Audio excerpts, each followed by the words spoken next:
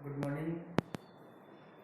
तो देखो पिछली पिछली वीडियो में पिछली क्लास में अपन सरकार के अंग से संबंधित टॉपिक पढ़ रहे थे और सरकार के अंगों से संबंधित टॉपिक में अपन ने एक जो इसका अंग है वो पढ़ लिया और वो अंग था संसद। उसमें आपने देखा कि संसद के दो सदन होते हैं, दोनों का तुलनात्मक अध्ययन किया और फिर लास्ट में संसद के कार्य देखे थे पिछली क्लास में। अब अपन आगे बढ़ते हैं दूसरे अंग की तरफ।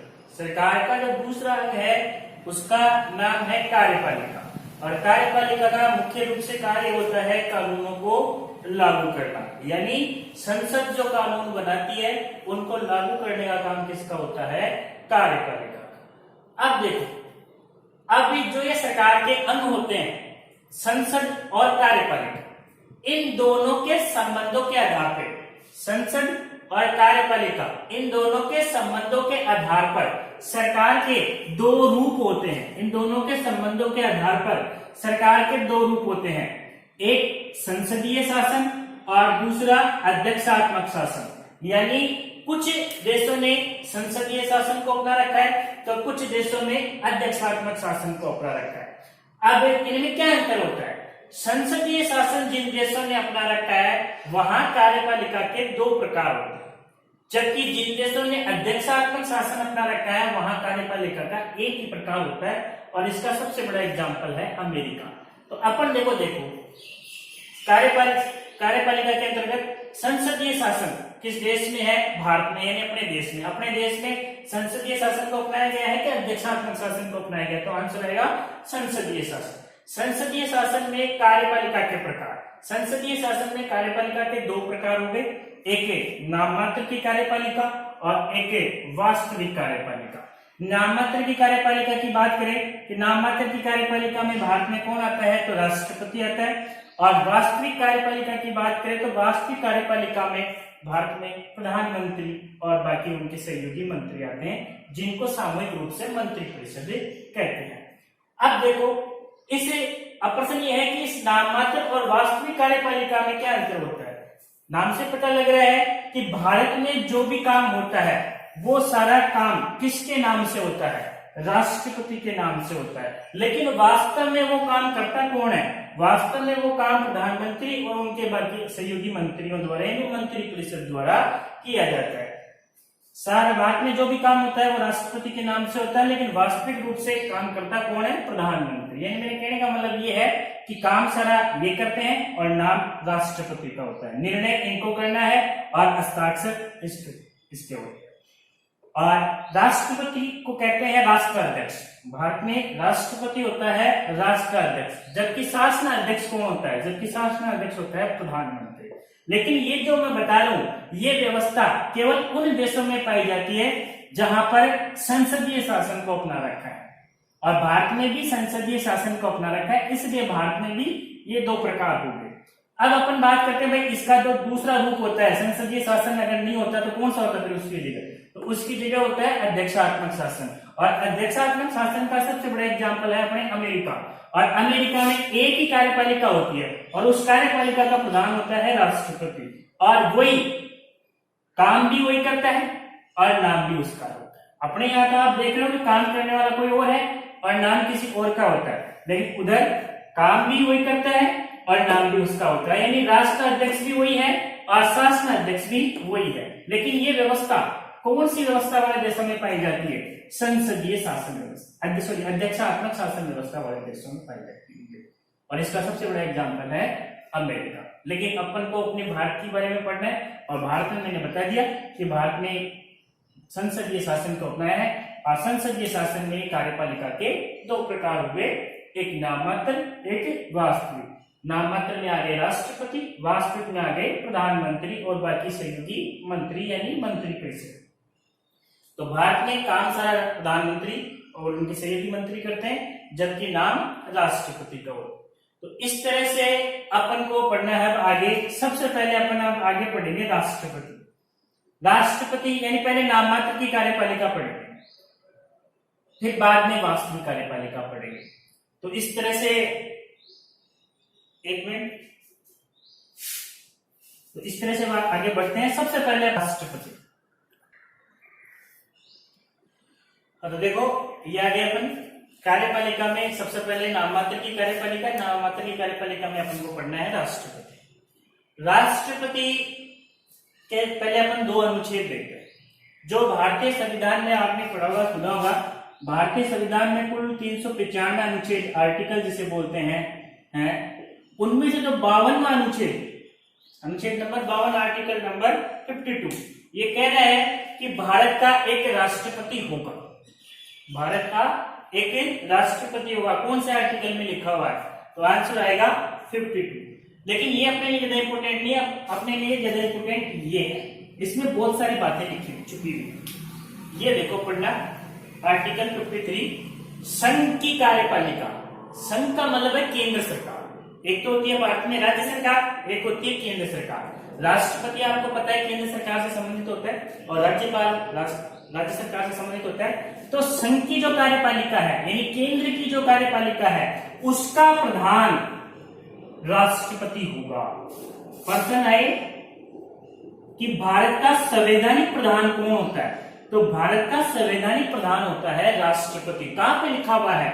अनुच्छेद 53 में लिखा हुआ है कि संघ की कार्यपालिका का प्रधान, कौन सा वाला प्रधान? संवैधानिक प्रधान कौन होगा? राष्ट्रपति होगा। ठीक है, कार्यपालिका का प्रधान संवैधानिक प्रधान राष्ट्रपति होगा, लेकिन वह इसकी शक्तियों का प्रयोग, लेकिन कार्यपालिका संबंधी शक्तियों का प्रयोग वह अपने अधीनस्थों की सहायता से करेगा। वह संघ की कार्यपालिका की शक्तियों का प्रयोग अधीनस्थ, अधीनस्थ कौन आ गए? अधीनस्थ का मतलब यहां सीधी सी बात है मंत्री परिषद।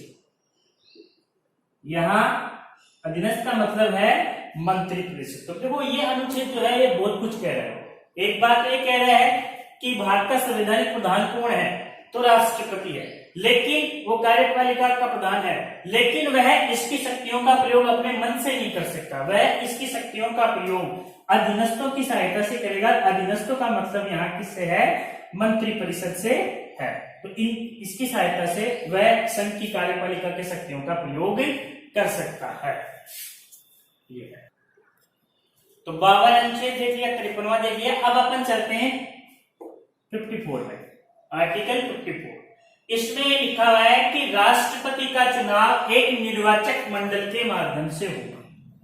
राष्ट्रपति का चुनाव एक निर्वाचक मंडल के माध्यम से होगा। मैं आपको अपनी भाषा में कहूं कि राष्ट्रपति के चुनाव में कौन कौन भाग लेता है, राष्ट्रपति को कौन वोट देता है अपनी भाषा में, तो वो निर्वाचक मंडल हो गया। तो अब आपको देखना है कि राष्ट्रपति को कौन लोग वोट देते हैं, राष्ट्रपति के चुनाव में कौन कौन भाग लेते हैं। तो देखो अपने राष्ट्रपति के चुनाव जनता द्वारा तो होते नहीं है, जनता द्वारा अप्रत्यक्ष रूप से होते हैं। तो देखो इधर राष्ट्रपति का निर्वाचक मंडल में निम्न सदस्य शामिल होते हैं। ये 3 सदस्य।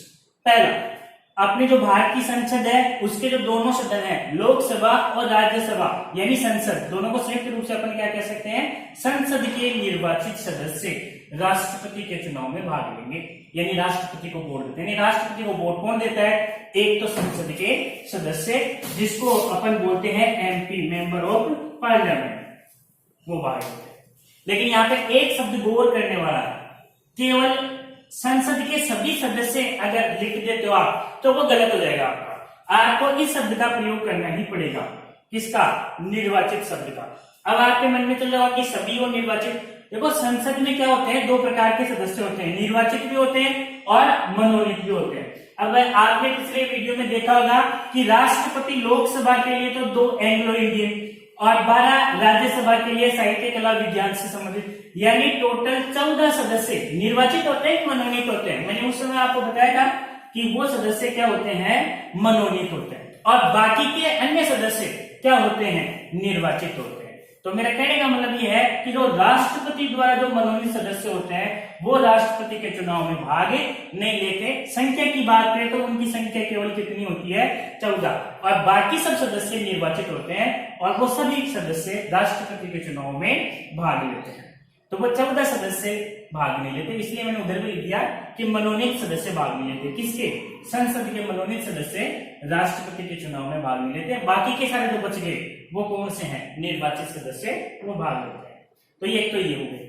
अब आगे चलो, सभी राज्यों में आपको पता है विधानसभाएं होती है, तो सभी राज्यों की विधानसभाओं के निर्वाचित सदस्य भी राष्ट्रपति के चुनाव में भाग लेते हैं, राष्ट्रपति को वोट देते हैं सब राज्यों में। उसमें भी कुछ सदस्य मनोनीत होते हैं, लेकिन वो मनोनीत सदस्य भाग नहीं लेते। इसमें भी देखो वही शब्द आपको याद रखना है, निर्वाचित सदस्य।